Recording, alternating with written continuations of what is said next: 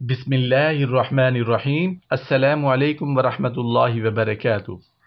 حضرت ابو حریرہ رضی اللہ عنہ سے روایت ہے کہ ہمارے پیارے آقا تاجدار مدینہ حضرت محمد الرسول اللہ صلی اللہ علیہ وآلہ وسلم نے ارشاد فرمایا، قیامت اس وقت آئے گی، علم چھن جائے گا، زلازل کی کثرت ہوگی، تیز رفتاری کی وجہ سے وقت قریب محسوس ہوگا، بڑے گھمبیر فتنوں کا ظہور ہوگا، قتل و غارت عام ہوگی، مال کی فراوانی ہوگی، لوگ بلند تر عمارات بنانے میں ایک دوسرے سے بڑھنے کی کوشش کریں گے، حالات اس قدر خراب ہوں گے کہ انسان کسی قبر کے پاس سے گزرتے ہوئے تمنا کرے گا کہ کاش میں مر کر اس قبر میں دفن ہو چکا ہوتا۔